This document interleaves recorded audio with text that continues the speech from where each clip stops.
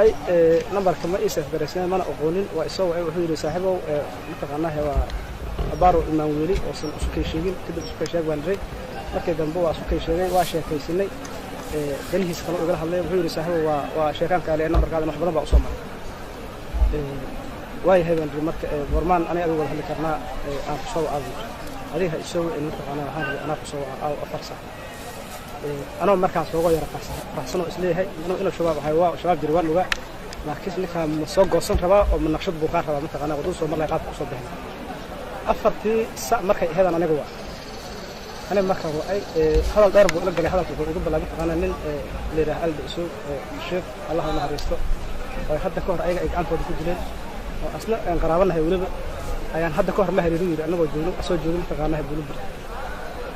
مركان له يريد وحنا كل شيء في استيل أنا قرح برنامج متقانا فوزان سوق عسكري هو بدرك الصوماليات إنه متقانا إنه صوت واحد يقول إنه هالشيء في التراب لقله وبرنامج أفوزان wax walbo mataqaanahay markaas aan anaga qof bini aadan loo qaban lahayn oo ku qabanayna dhaw khayr Allah siiyo jannada Allah ku waraabi aldi soo sheeg wuxuu yiri marka anigu qaranka ma qiyaanayo ma jiro badda way ku kala joogeen ninka asiga ah marka dambe ayaga ay dib u dili doonaan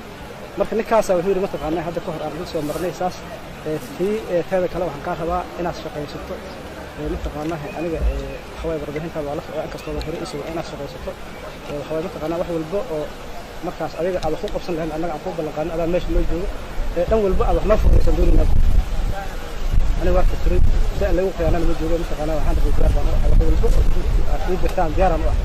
hadii aad idinku wax qabad aad inta qana diyaar ilaahay ma waxaan ku baleeyay diyaaran lahayn wax taas wax qaban kartaa hadii Djibouti tahay hadii inta qana Ethiopia tahay hadii xoog dalka Soomaaliya tahay meel aan gal karo Djibouti tahay lama aqoon marka ninbaa kula xiriirna waxaan raa barnaamijka ii sheegtay waxaan raa soo gaasgareeyna waxba ii sheegin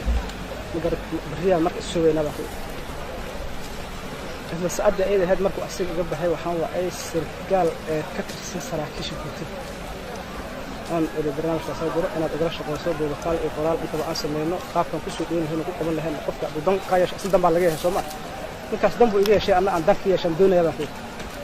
sirgaalkii waa ku farxay warka aan waay bixiyaan soo iimaanayna buu maalintii shaqada mataqaanaha inaan kan dalka iyo hada ka qaaday head waa mashquulay meesha ku soo diray number kan dadka soo yaana telefoon dasina ku xawil maalintii laga inta saay balasana inuu ugu shaqeeyo telefoon waa dadka ma xaqeen shaqada waxaan jiray barnaamijka meesha iska ay meesha ku mashquulsan telefoon meesha xalay sahlan asna waa maqlay wuxuu qan waa noo bixi waa kadib mataqaanaha maalintii dambe dan sirgaalkii waa soo bixi waay waxaan la xiriiray mataqaanaha waadan sadeexdana habeenkii dambe maqrabkeen aan waay habeenkii jumcada ahayd maqrabkeeda markaan waay waxaan rabnay adana meelaha kale ka dhaceen mataqaanaha meeshaan aaday maanta hadda soo galaya markaan imaadan ku soo aniga adiga post ama meel ku noo dhaafay dabcan habeenkii markaan imaaday oo mataqaanaha haradan joogay mataqaanaha meesha waxaan la kaashtay mataqaanaha caafimaadka intiisa oo bacda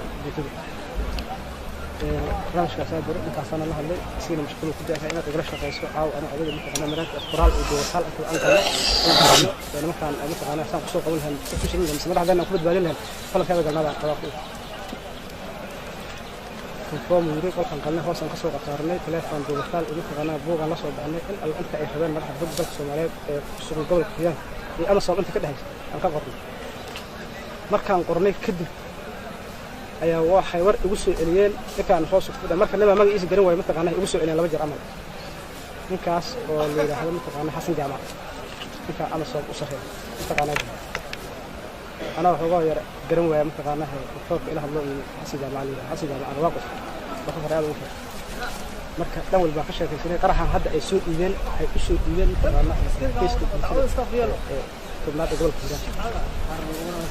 حاضر دار مركا ugu soo siyanay inuu hal qarax hal sagaal oo saraakiisha hadda aan ku qornay kamid ah iyo qantan askari isma siisinayna qarax aan soo dhigay ku soo dhigay qantan askari ugu maqaan hal sagaal oo saraakiisha hadda aan ku qornay nin kamid ah ku dhintan waa uu qanacsan خاص daraaddeed ku bedelaysay in la habeenkii markaan sheekaysano waxa soo qaban waynay anigu hadda inaan gudaha soo gudbiyo ayay difaac ay galeen waa isku dayay inay dhahaan subax sulh waa isku dayayna markay dhaheen salaadii soo waxay dhaheen ninkii qaraxa gudaha soo gelin lahaa ma joogeen mataqaanaa nambarkiisa naga baxay nin kale oo gabar la soo dhaafi karin mataqaanaa qaraxa loo soo dhiiba ilaa adiga noo soo qaadan lacagta anaga soo fuureen wixii ballanqaadkeena in markii barnaamijka isku horiyo is-aamino ay noo ahaan doonta noo soo qaado halka imaa adan qori iyo waxba wadin ariga waqti noo soo qaaday soo dhaqaaq qofka baan ku salaadii mataqaanaa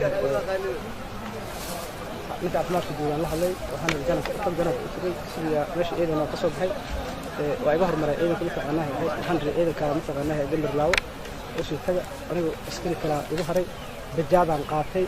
bajaadii markay si socdo dhaha socdaan sidii wacay iyadoo aan sinaada furan buruufteed maqashina baarka soo qaatay waxaan soo soo lacagta soo tuur $7 oo soo tuur markaan eedanka ku dhowahay aan bajaadii ku diray $2 ku sii $2 u tuuray asiga waxaan rabay eedanka ku dhowahay waan shaqay inay qabtaan ka baqaan meesha eedanka deegaanka ka koro waa deegaan ee midiro beela isku dagaalay waxa jiro marka waxaan rabaa inaan wareeg dheer soo galo waayahay soo maray dhan soo lugay eedanka maray meesha eedanka watay waa baxnay saan wareeg u soconay isoo wacayn hada hooda hada mataqaana markaan meeshii markaas ku balansanaan oo dhowahay aan eedanka gaadhay eedanka xoogiis waxaan marinay kor dabdibin aan u talgalay oo kaartada naga qalday dabdibin aan u talgalay saddex askari oo watay كلجيان جد وحوش كلي دقة إذا بتمثل إيه في كلام وجهر بعيد مثلا ماشي أو قتل قلب الكهر مرة مثلا ودي أي سمر هنا كلك سوقي لهين ساعات فوت مركب فرتي أنا الصوب قاعدين أيوة ماشي مثلا قلي أي وأي حنا كلي جد كلام جوا صوب مركب الصوب حين أي صوت على عليهين ليش أنا شيء مرة مثلا إيه في سوده استوى إيه في مركب وجروا إيه شيء بهين إيه مثلا مثلا شاط في يعني دوني أيه كذب ayaga aamin waay bacdiyay dhahan ma dhigna markay ku murmeen kadib bacdi fuureen markay organic inay habad ku bilaan mar alla markay la boorsanayeen difaac oo deegaanka habad ku soo bilaabay meesha lagu dagaalay sideen ku baxsan idanka ay weyn meeladu waa qana sidaas lagu keenay askariga ay la xiriireen waa Maxamed Ali Ahmed oo xoog dalka Soomaaliyeed ka tirsan guutada 10aad taliska guutada ka tirsan qaybta 12aad ciidanka xoogga dalka Soomaaliya waxaan rabaa ciidamada qalabka sida waxaan ku bogaadina askariga sida uu dhaqmay in loo dhaqmo adigu waa isticmaalaya dagarahaas inuu damco inuu askarta aqliga ka xado